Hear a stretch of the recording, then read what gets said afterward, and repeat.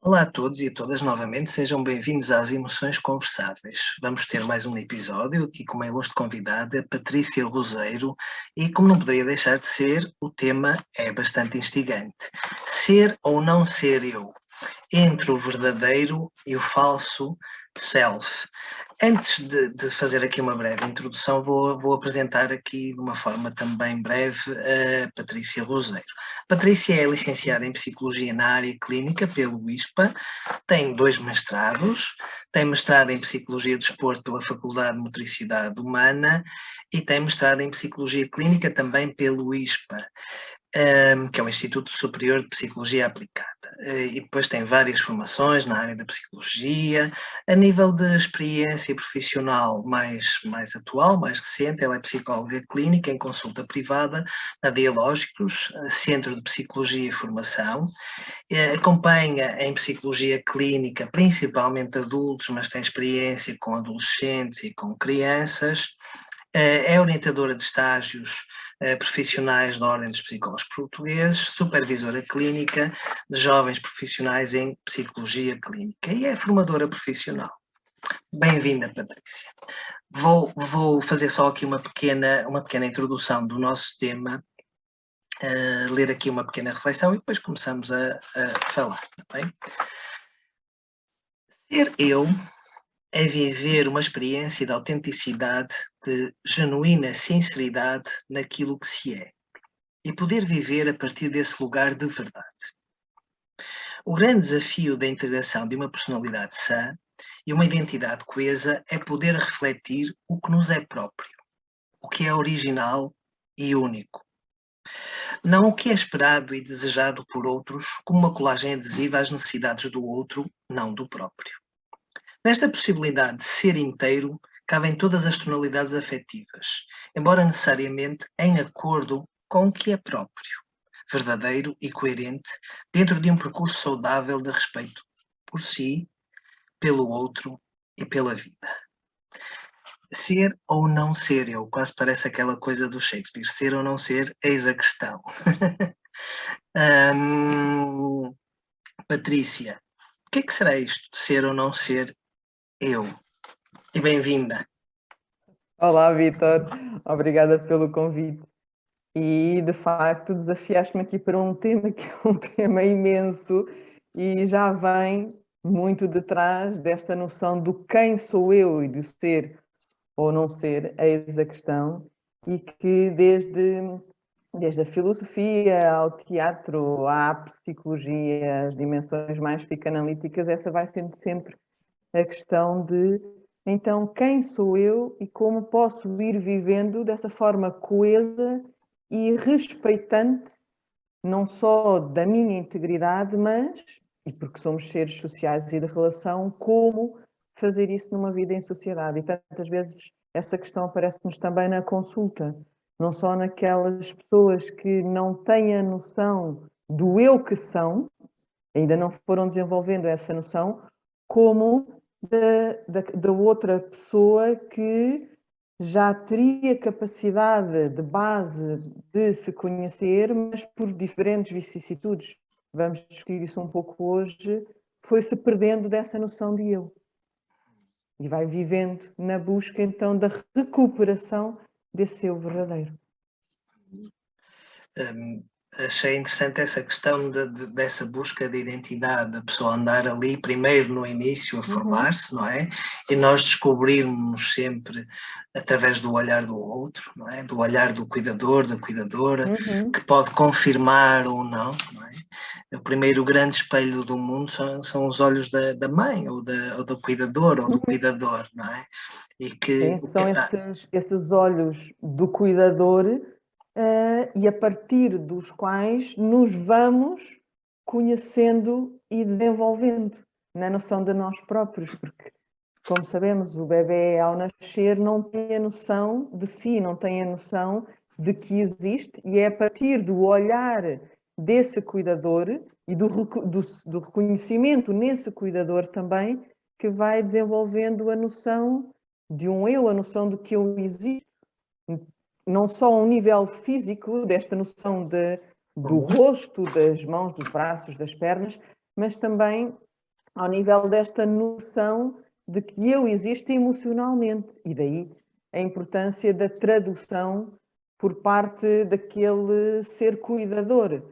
Não só a tradução a nível físico, estás com frio, estás cansado, estás com sono, mas também a tradução emocional, estás triste, estás feliz, estás com medo.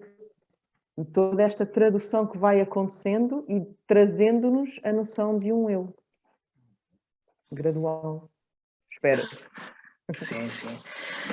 Essa noção de tradução é uma noção interessante, não é? Como é que às tantas, desde o início, nós vamos captando o mundo traduzido pelos outros, não é?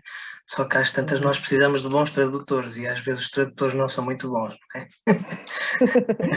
Porque esses tradutores não são muito bons e, por exemplo, o Bion fala muito dessa questão do elemento cuidador que traduz todas as sensações que vêm do bebê, que ainda não são pensáveis, e como ele precisa de alguém que vá traduzindo, e novamente, tradução emocional e física, mas não nos podemos esquecer que aquele tradutor também foi traduzido um dia e continua a ser traduzido por um outro tradutor o qual também foi sendo traduzido. Ou seja, há toda aqui esta influência transgeracional que interfere, sim, na qualidade da tradução, pudermos assim colocar. E quantas traduções nós fomos não tendo e precisamos de continuar, aliás, desculpa, a desenvolver ao longo da vida. Estava aqui a pensar, ouviste um pouco isso, então, como é que se constrói uma identidade de respeito pelo que nos é próprio, não é? De acordo com aquilo que nos pode ser verdadeiro, pegando aqui nesta questão do desenvolvimento, das traduções, da construção do próprio eu e relacionando aqui com o nosso tema, ser ou não ser eu. E é curioso porque nós fomos buscar ao título, acho eu que foi, descobri isso há dias através de um artigo de uma gestalterapeuta brasileira. Aquilo que parece, aquela expressão do Shakespeare, nós dizemos ser ou não ser, eis a questão, mas no original o que aparece é ser ou não ser eu. Eis a questão, o que é curioso, não é? Então, como é que, pegando um pouco nisso tudo e pensando aqui nas origens, como é que se constrói esta identidade, ou como é que se vai construindo esta identidade de um eu e de um eu que vai ao encontro e ao respeito do que lhe é próprio e do que lhe pode ser mais verdadeiro, não é? O que é que tu achas? Essa diferenciação, ser ou não ser, eis a questão, versus ser ou não ser eu. Porque, de alguma forma, o ser ou não ser, se pensarmos num sentido geral, todos temos uma determinada identidade. No fundo, todos somos. E o desafio é, mas todos somos. O desafio é, mas somos quem? Somos a imagem do outro ou somos a nossa própria imagem construída ao longo do nosso desenvolvimento e respeitante, vamos chamar aqui de uma determinada essência, ou o verdadeiro self, o verdadeiro eu. Porque se nós nascemos aqui neste funcionamento de prazer-desprazer que a figura cuidadora vai traduzindo, essa figura cuidadora também vai traduzindo e vai nos dando uma noção da realidade. E nessa realidade, naturalmente, há desprazer, há frustrações, e se nós ficamos apenas aqui neste prazer, também não estamos a aceder à realidade, não estamos em contacto com o outro e depois, consequentemente, numa sociedade e nas relações. E aqui o desafio acaba por ser, sim, quem sou eu nestes prazeres e desprazeres, desenvolvendo o contacto com a própria realidade e integrando as coisas que eu gosto, as coisas que eu não gosto, o outro elemento, porque, fundamentalmente, na relação e em sociedade nos vamos constituindo. Estava aqui a pensar, por exemplo, naquele paciente que nos chega à consulta e sempre foi sentindo que foi amado parcialmente. Se portava bem, se cumpria determinados requisitos. E então é como se essa tal tradução de um amor condicional, onde ele foi seguindo rumo àquele personagem ou falso self, que lhe deu uma noção de existência na busca de ser amado. No entanto, chega a uma dada altura em que, nesta representação de vazio e de um mesmo que não tenha consciência disso, deste questionamento de então quem sou eu? Falta-me aqui qualquer coisa, porque o que eu fui buscando não fui encontrando. Então, onde estou eu? E sim, desenvolveu-se, mas num rumo de um não eu, de alguma forma. De um eu que se iria colando muito àquelas partes que o outro, não é? Procurava, não é? Nesta busca de si, se não há esta apresentação total do bom e do mal, não é? De tudo o que a vida tem, ou seja, eu só te amo se tu responderes de uma determinada forma, fica ali uma falha muito grande, não é? E pode acontecer que em alguns percursos de desenvolvimento a pessoa fica muito colada, ou a criança vai-se colando muito a esta necessidade da resposta e dos pedidos dos cuidadores, não é?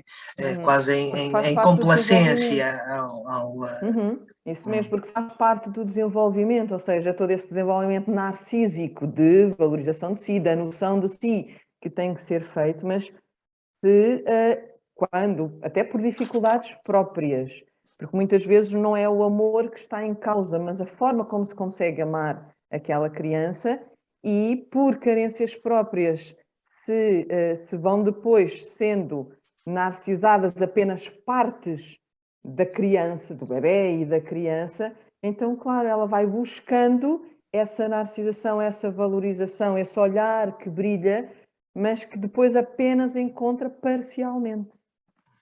E nessa medida vai se desenvolvendo, vai crescendo, sempre em busca desse olhar que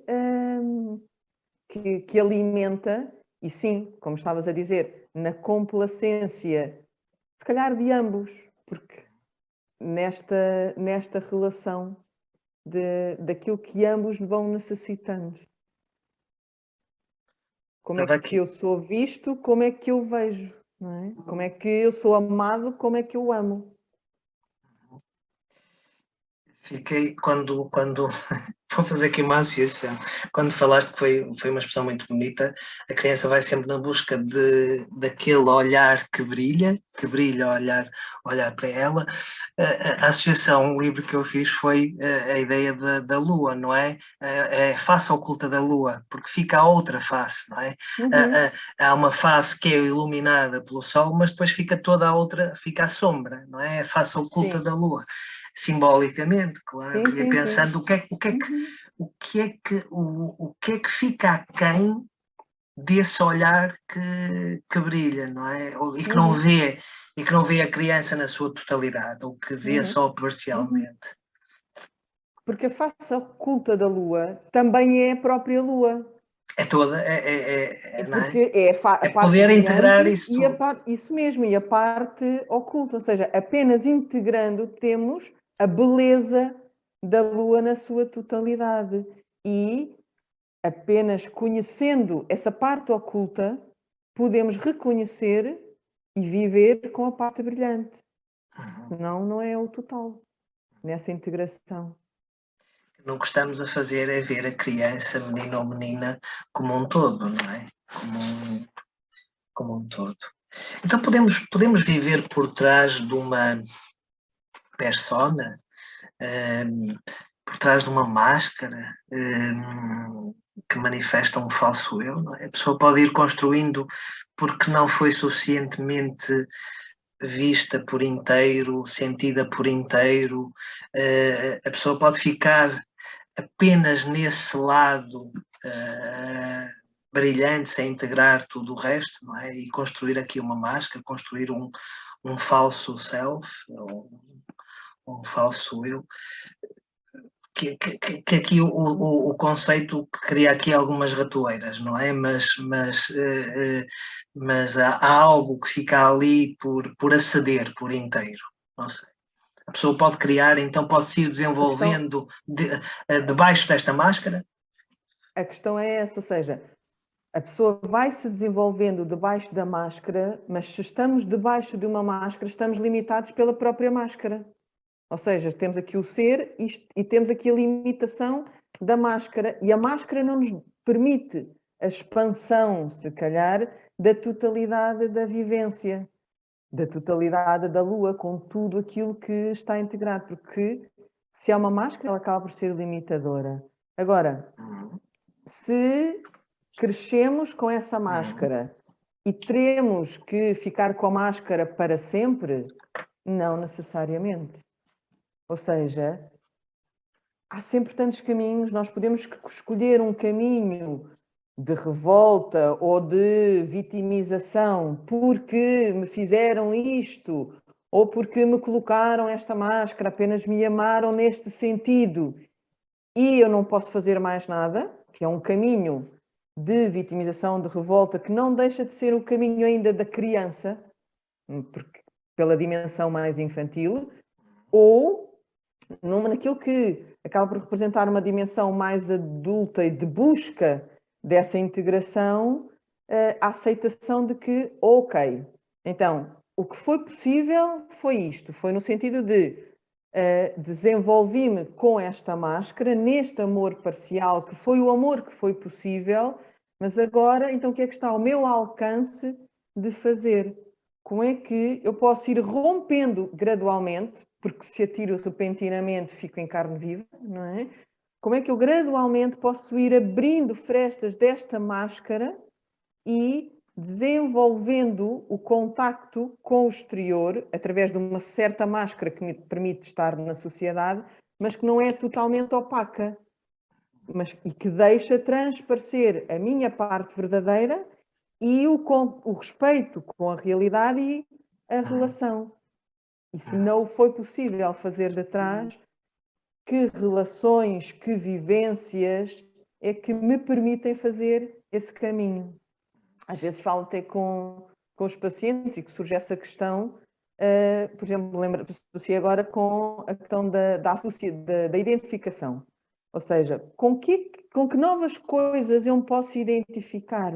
Com novas relações, com novas leituras, os filmes, as músicas, tanta coisa nos ajuda a irmos ao encontro daquilo que somos verdadeiramente, sem nos agarrarmos à vitimização do que fizeram de nós. E às tantas, progressivamente, com esses outros objetos relacionais, não é?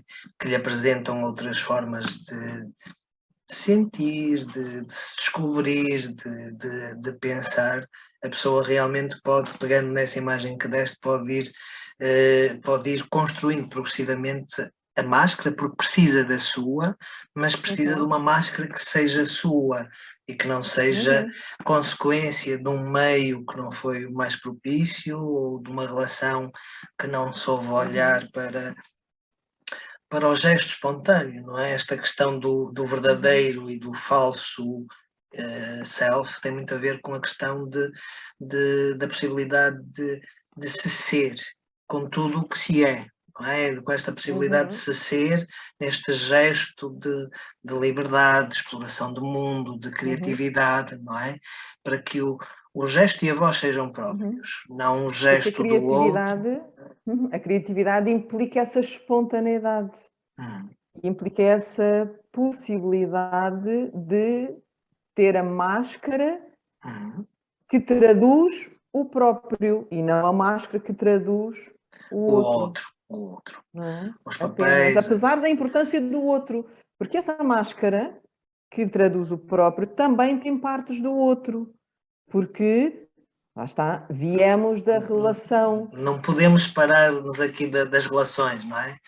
Claro, claro. Ninguém se autogera, não é? Esta questão do homem se faz, o homem e a mulher, não é? Se faz por si próprio, esta questão de vivemos também cada vez mais numa sociedade muito individualista, que é uma ratoeira, que é uma ratoeira. Nós somos seres de relação, somos seres de comunidade, não é? Nós percebemos quando a relação falha, quando a comunidade falha, tudo fica muito fragmentado, muito vazio, muito frio. E desmorona, porque e entra aqui este outro erro, porque viver o verdadeiro eu e em contacto então com a necessidade do próprio não é viver de forma individualizada, não é viver, e como às vezes infelizmente se considera, eu agora vou ser eu próprio e vou fazer só as coisas à minha maneira e não quero saber da opinião do outro, e vou dizer tudo aquilo que me apetece, numa confusão entre confrontar, ou seja, falar sobre as coisas rumo à relação e ao esclarecimento, com o ser confrontativo, o ser desrespeitoso para com o sentir do outro. Esta nova máscara espera-se que traga a relação também. E por isso, como dizia há pouco também, a nova relação. A pessoa poder ir vivendo uma nova relação terapeuticamente fascista, ou seja, nós emprestamos-nos a uma possibilidade de novos padrões relacionais, mas com o objetivo não da pessoa ficar ali connosco, mas dela própria ir estabelecendo na vida dela outros padrões relacionais, outras formas de estar em relação e logo de respeitar-se enquanto pessoa no seu verdadeiro eu e ao eu do outro também.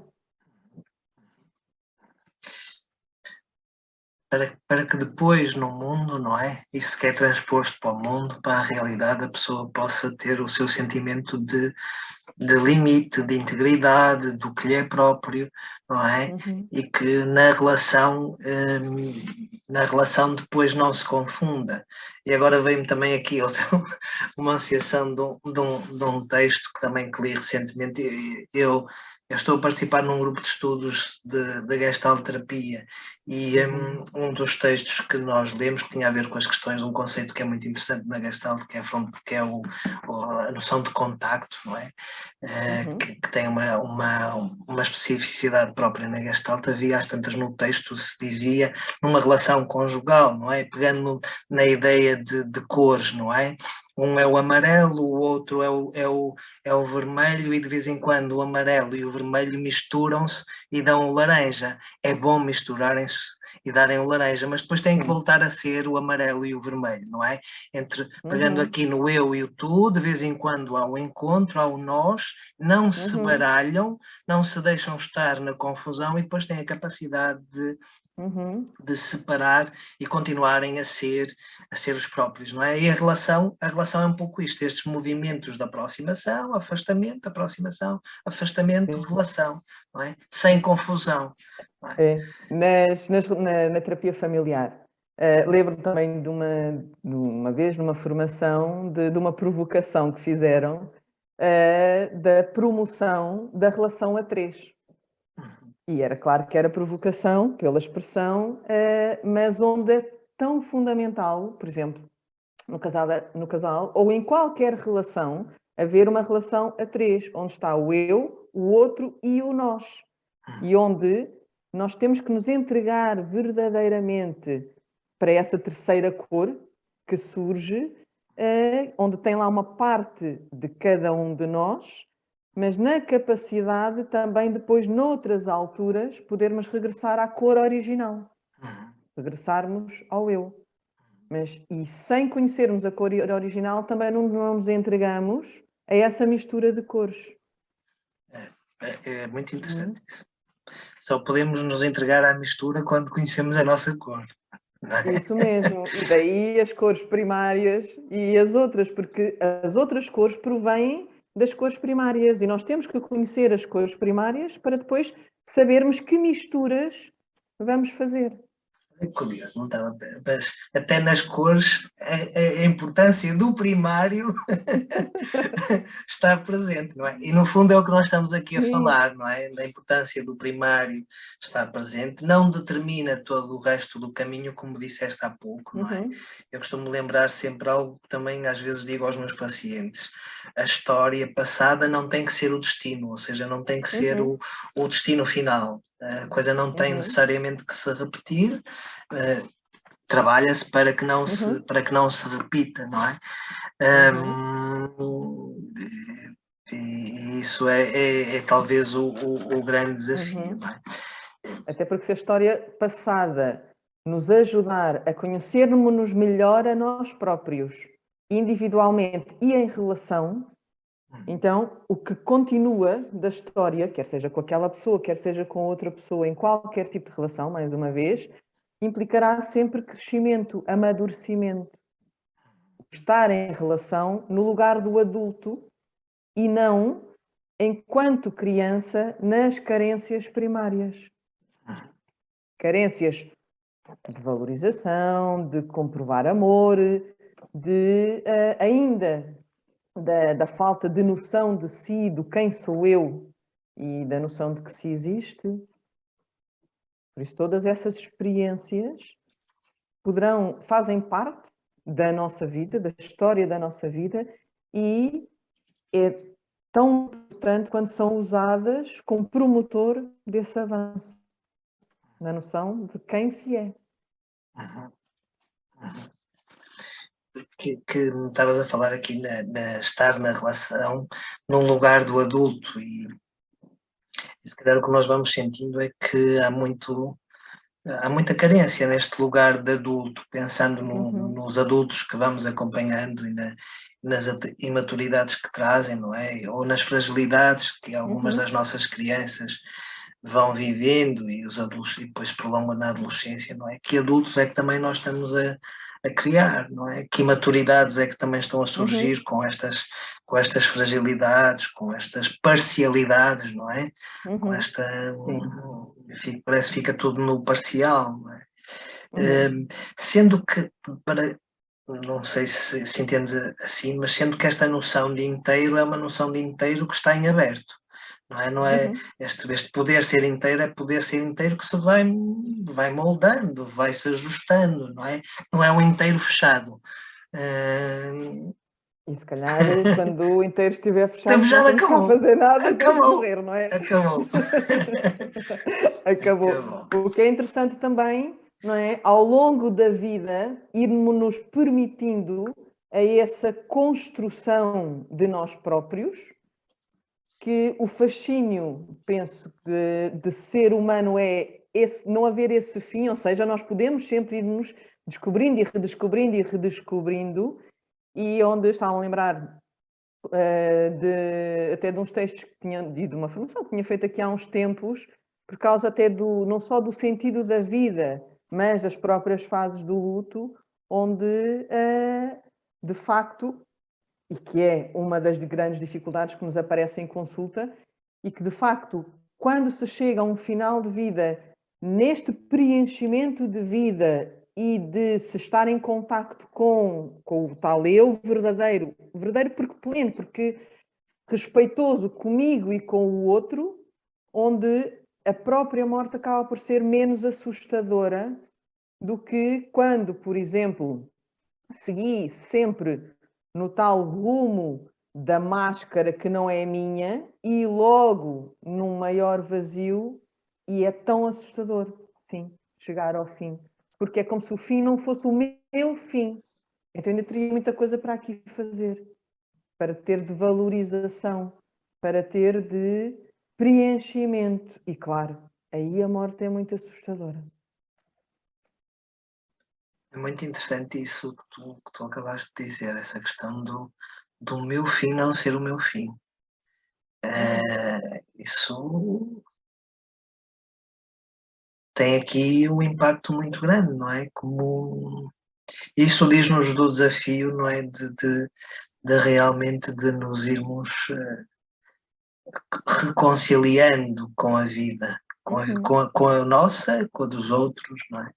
E aliás, nessa questão da proximidade, da finitude, ou do contacto mais direto com a morte, nos relatos o que vem é precisamente essa, às vezes quando vem a angústia, é essa vontade de ter vivido mais, de ter sido mais, de ter tido mais contacto com algo que parece de essencial, com algo de próprio.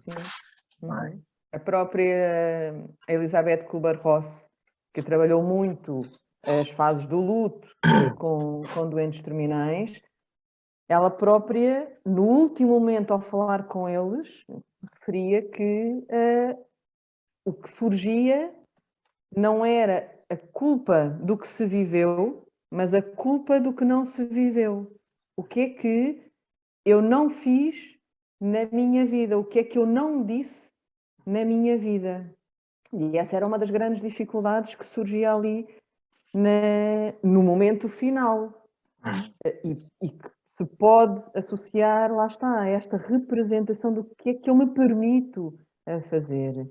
E onde nos leva à questão também de, face ao desenvolvimento desta sociedade, e há bocadinho falavas da questão do individualismo, que é diferente do ser indivíduo ao lado do outro, e onde, nesse individualismo, nesse consumo imediato, nesse esvaziamento, não sei se não nos vamos desenvolvendo mais na máscara do outro, na máscara de que busca algo e que depois, naturalmente, tem mais dificuldade em chegar ali ao final. Final da vida, não é?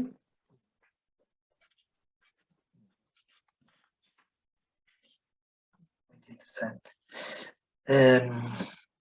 Já fomos falando um pouco dos sofrimentos que acarreta viver numa persona, numa máscara que não lhe é própria, não é? Mas que talvez seja o grande sofrimento é a pessoa andar desalinhado consigo ou fora de si, não é? Mas não sei, da tua experiência, não sei se queres falar um pouco de alguns sofrimentos que vais sentindo, que vais escutando quando as pessoas traduzem esse desencontro de si. O que vai surgindo muito nesse desencontro de si vai sendo, por exemplo, aquela pessoa que muitas vezes está zangada. Zangada porque o trabalho é frustrante, zangada porque o companheiro, companheira não corresponde, zangado porque os filhos não correspondem, ou seja, é como se depois tudo fosse frustrante e nada tivesse a representação do bom, da tal luz da lua, como se depois fosse tudo o negro até do qual se foge, mas que depois está lá sempre. Ou aquele paciente que vive mais deprimido e desiludido com o que vai encontrando no dia a dia, numa concepção de que, por exemplo, não estar à altura de corresponder à vida, às conjecturas, ao outro. Não é suficientemente bom. Não é suficientemente bom para alcançar esse tal brilho. Mas também surge em consulta, e estava aqui a pensar outros tipos de personalidade, que sem grande máscara, aquela pessoa que ainda não foi desenvolvendo a capacidade de se conhecer e vive com introjeções da ideia dos outros, não para buscar o agradar, mas porque se ainda não se desenvolveu na suficiente noção de si, vive na introjeção daquilo que o outro, do tal olhar de quem tu és, mas ainda sem dar espaço ao desenvolvimento do eu. E aí surgem outro tipo de depressões com tamanhas traduções, as tais traduções erradas, as tais traduções ao lado daquilo que se é verdadeiramente. Então vão surgindo muito aqui este desconhecido do quem sou eu, porque ainda não me desenvolvi o suficiente para ter a noção de um eu e por isso vivo com as introjeções da noção do outro, e por outro lado, não é? aquele paciente com este sentimento de vazio, de depressão, de estar aquém, de não agradar, de não ser capaz e eventualmente em revoltas porque não corresponde. Vive com uma máscara muito mais forte. E são diferentes tipos de sofrimento. E todos eles traduzem o sofrimento do não eu, independentemente da idade. Estava aqui a pensar, então, já foste esboçando um pouco isso, mas estava aqui a pensar, então, qual é o caminho possível para a inteireza? Qual é o caminho possível para cada um poder ser o próprio? Uma das coisas que acaba por ser importante é o parar-se, algo que se faz muito pouco hoje em dia. O parar-se para se refletir e para se sentir o eu. Ou seja, se nós hoje em dia vivemos numa sociedade muito corrida, não é? Em que momentos é que eu paro para me dar conta do para que é que tomei aquela ação? Para que é que fui por aquele caminho? Em que momentos é que eu paro para me dar conta do que é que eu senti? Senti mesmo, não só ao nível da sensação no corpo, mas também na tradução afetiva. Senti-me triste, senti-me zangada, senti-me com medo, senti-me com culpa, ou seja, e sem diferenciar que há sentimentos bons que tenho que ter e sentimentos maus que não devo ter. Não. Todos eles fazem parte de nós. Todos eles são naturais e não há um sentimento errado, porque o sentimento é sempre despoltado a partir de algo. A interpretação é que poderá não estar correta, mas quando nos permitimos a parar e refletirmos connosco próprios ou com o outro, quer seja com um amigo, como estamos aqui a fazer numa conversa entre colegas, partilha de ideias, quer seja num processo terapêutico, quer seja como falávamos há pouco também, porque vi um filme que me fez questionar, porque li um livro que me fez questionar, ou seja, todas estas referências que me levam a questionar, fundamentalmente a questionar, a buscar novas referências, novos padrões que são tão ricos e não são, como não são fechados, não se associam à tal máscara que falávamos há pouco que prende. Abre, tudo isto se abre e nos traz uma amplitude de sentir e de pensar, de ver, logo também nos ajuda a ir ao encontro e diferenciar com o que é que eu me conecto verdadeiramente. O verdadeiro eu. A vida pede pausa, não é? A vida pede tempo, não é? Porque só parando é que podemos tomar contacto, podemos dar-nos conta, podemos perceber o que está a acontecer aqui agora, aqui corpo agora presente, não é? Mas estava a pensar que pegando em tudo isso que disseste e muito bem, um caminho possível é partir do lugar próprio de vida. É partir do lugar onde se está, não é? Às vezes as pessoas querem estar noutro lugar, querem ser de outro modo, querem poder de outro jeito. Eu costumo dizer que é preciso começar a viver a partir do lugar onde se está, a partir do que se pode e a partir do que se é. Mesmo querendo vir a estar noutro lugar, poder ser de outro jeito, não é? Mudar aqui algo, mas é preciso partir. Talvez partir do lugar onde se está, com como se está e como se é. E talvez o grande desafio quando as pessoas trazem estes sofrimentos e estes pedidos de ajuda é convidá-los a ir para o lugar deles. E poder viver a partir daí. Causa angústia. Nessa coragem de viver o lugar do próprio, acedendo a esse mundo interno acedendo internamente com, até como alguns autores referenciam, com as partes boas e com as partes más, não é? Ou seja, com aquilo que eu gosto de mim, com aquilo que eu não gosto de mim, e poder partir daí, porque senão não estamos a partir do nosso lugar.